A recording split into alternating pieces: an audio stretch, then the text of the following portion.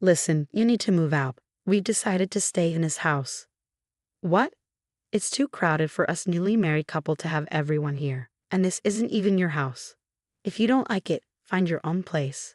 Sophie can stay here if she wants. Kicking her out is unfair. My mom's words made me feel relieved, but my brother and his wife were still unhappy. This happened 5 years ago when my younger brother, right out of college, brought his girlfriend home and said he wanted to marry her. My name is Sophie. I'm 33 now, and my brother, who's 5 years younger, got married right after college. His wife was still in college, 3 years behind him. My brother and his wife really wanted to tie the knot right away, but our parents suggested waiting until she finished college. Oddly enough, her parents didn't mind either way. It seems like she's a carefree spender, and her folks just want her out of the house as soon as possible. We'll cover her tuition today, but after that, she's your responsibility.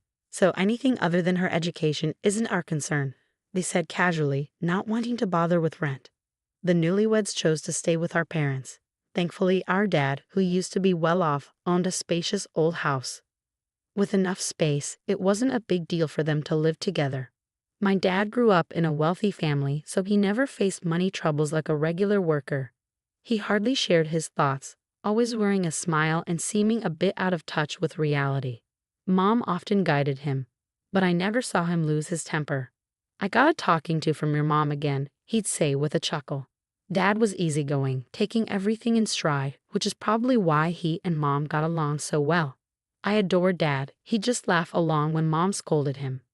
And so began the living arrangement with a newly married couple. My sister-in-law doesn't lift a finger around the house. She doesn't even bother with the vacuum or sorting her laundry from ours. Cooking? Forget about it. She waits for Mom or me to make meals. You could pitch in a bit, you know. I finally snapped, only to be accused of picking on her. "You're intimidating, sis. Maybe that's why you're still single at your age," she quipped, giggling. My brother just joins in her laughter. "At least do your own laundry. Isn't it embarrassing to have someone else wash your underwear, sis?" I thought we were all one big happy family. She'd fake tears for sympathy. My brother always took her side in moments like these. "Sophie, just because Emily is young and cute, don't get jealous and bully her. We're not here to be your servants. Living together means following some rules. Emily's a student, her main focus should be on her studies. We're family, so we should be able to cooperate, right?" He said this without any hint of remorse. Even though Mom suggested they get their own place and help us with rent, he brushed it off. "If we move out, it has to be a fancy apartment.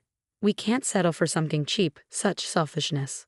When I asked Dad to intervene, all he'd say is, "It's tough for just the two of them to manage. They're still young." And because of that, my brother and his wife felt even bolder. When I hit 30, I got engaged, and it was a stroke of luck. My future husband was a client from work, and we hit it off during meetings. He was thoughtful and kind, so when he asked me out and then proposed, I was over the moon. Finally tying the knot, surprised someone would want you. "Better make sure you don't mess it up," my brother remarked. "Glad you found a buyer. Can't wait for the busybody sister-in-law to be out of our hair."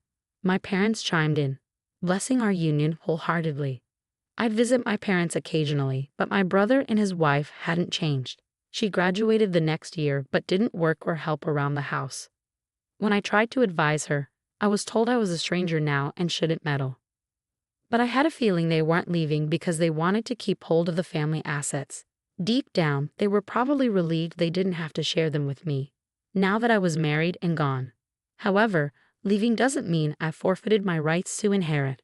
My brother and his wife probably understand this, but now that I'm not around, they might feel they can do as they please. When the time comes, I'd gladly give up my inheritance if they take good care of our parents and the house. But for now, I don't see any signs of that happening. About 2 years later, my father's health deteriorated, and he was in and out of the hospital.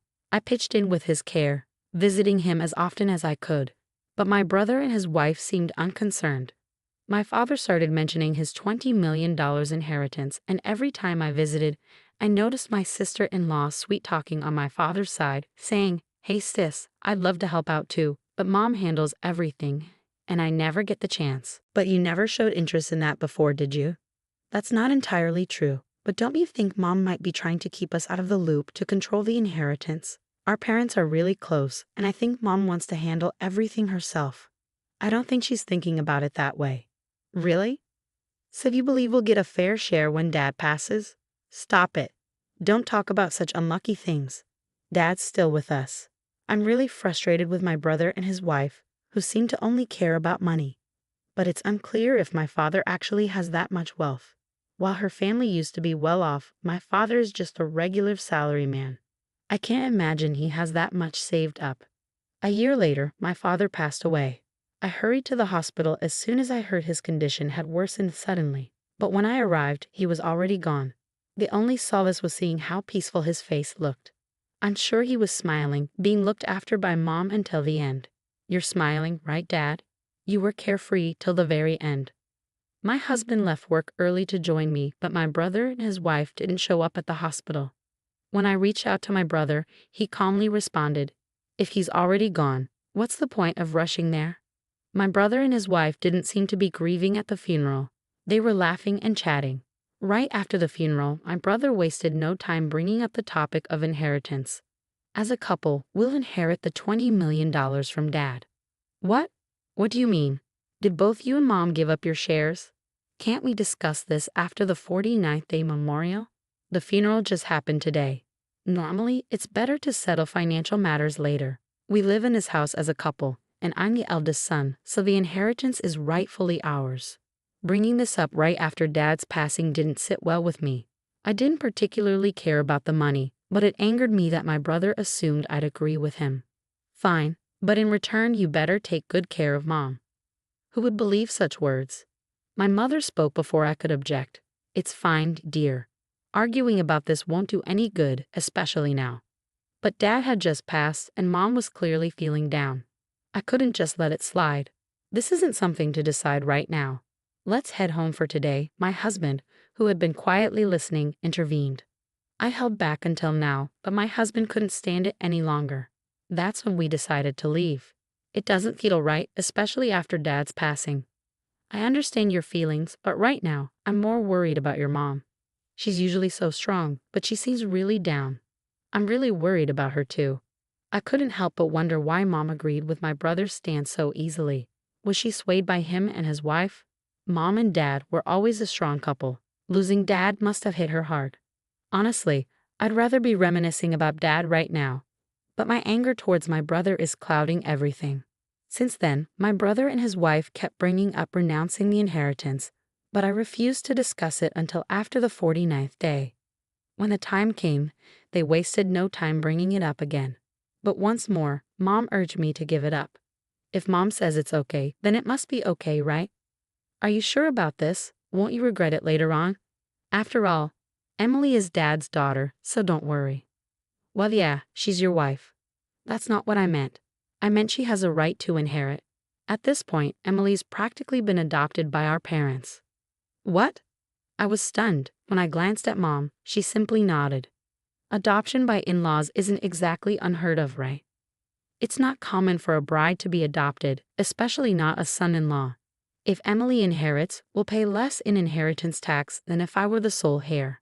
I was shocked that he had thought about it so deeply, wondering when he started planning this. Even more surprising was that Mom agreed. And then they asked me to renounce the inheritance. Maybe Mom, being a mother now that Dad's gone, was worried about the future. But if it's Mom's decision, I suppose I can't argue. So I decided to send in the inheritance renunciation document. I don't want to argue about money anymore. Luckily, my husband isn't one to fuss over it, and he trusts me to make the decision about the inheritance. If renouncing it means Mom can live peacefully from now on, then it's the best choice. About a month later, my sister-in-law called me. It looks like your mom is losing her memory. What? But she's always been so tidy. The house must be a disaster if she's not cleaning. It was hard to believe my mom, who was usually meticulous about cleanliness, could leave laundry lying around and not bother to clean. And after she's just eaten, she yells at me, "I'm hungry. Are you trying to starve me? Can you imagine?"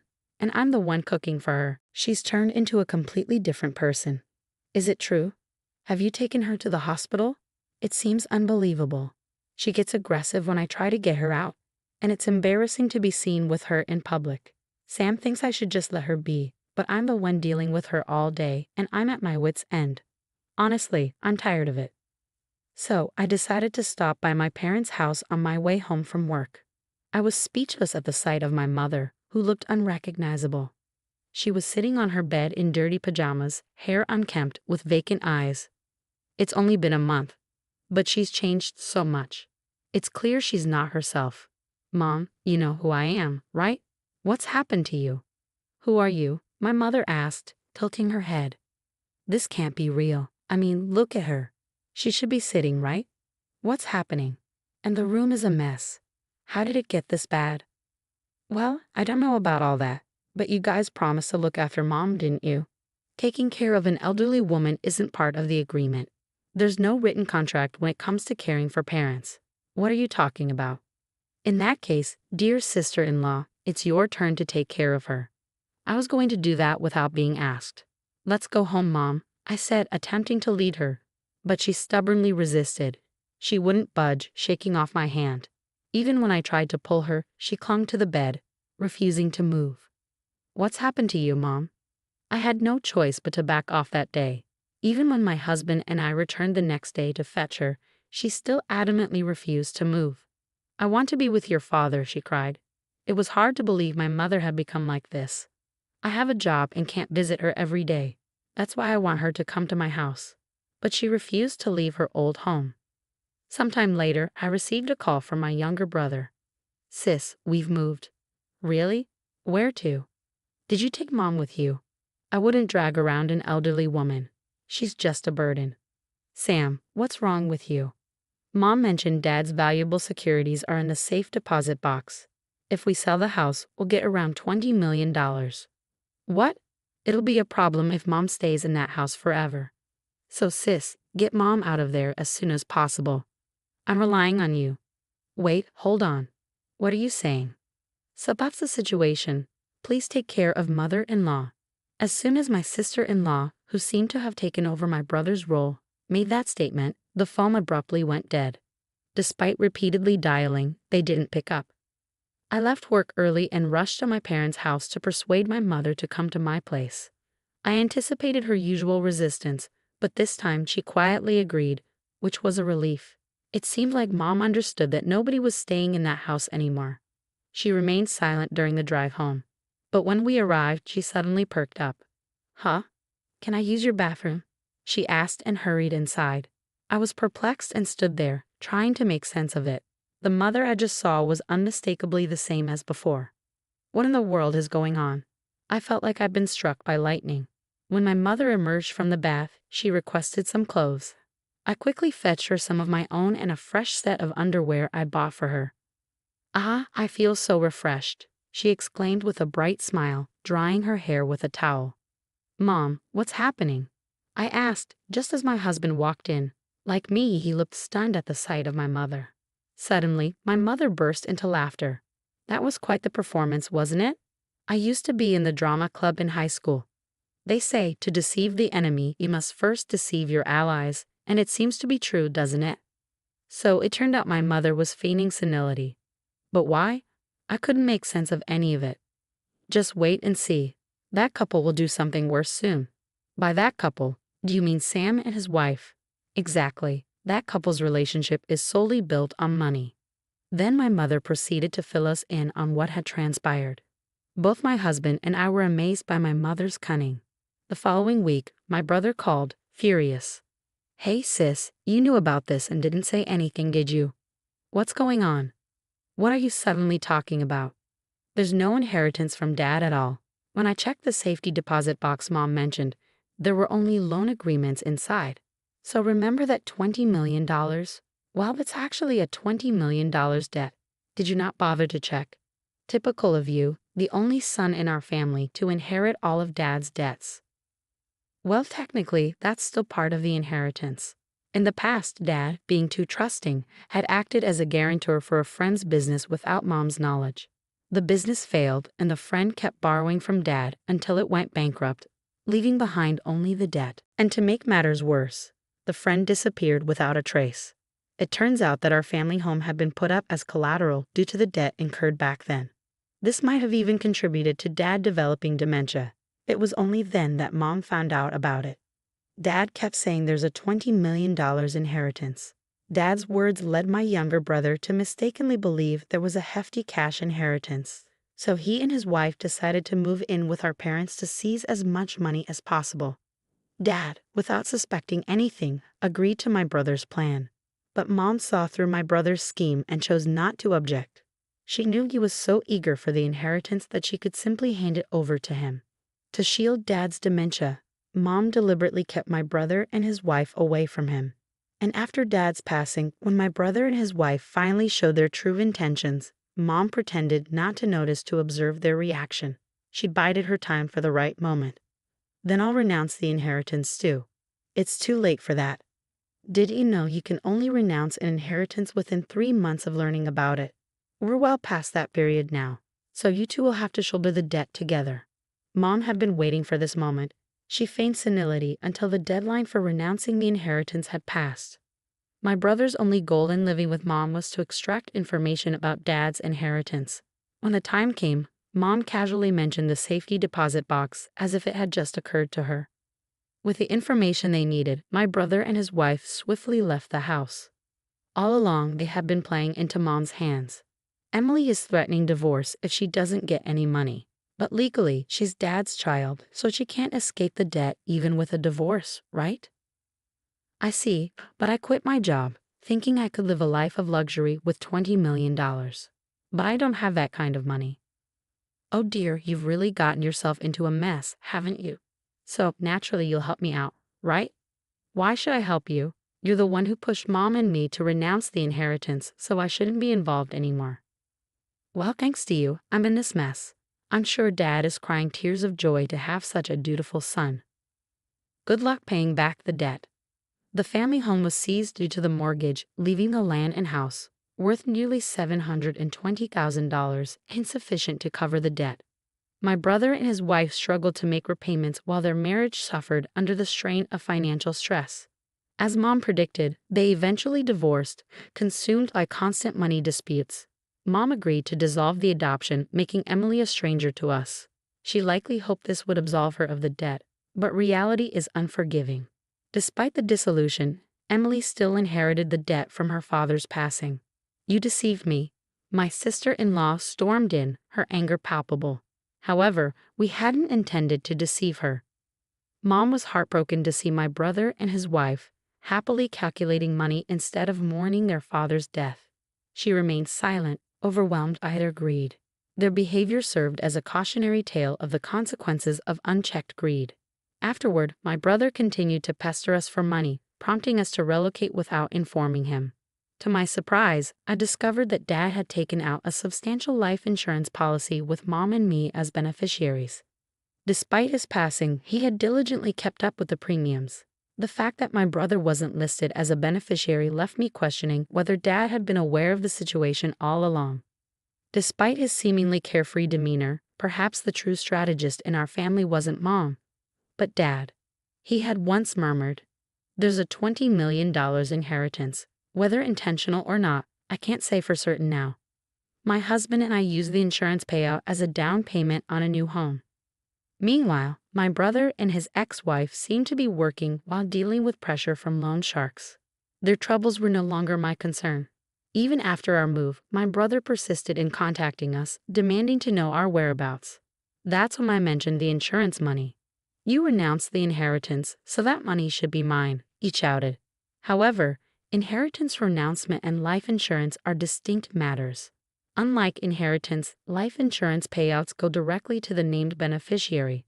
I explained this to him and promptly blocked my brother and former sister-in-law's contact details. Now we're enjoying a peaceful life as a family of 3. Mom is thriving both physically and mentally, the epitome of good health. My husband and I pray that she continues to live a long and fulfilling life.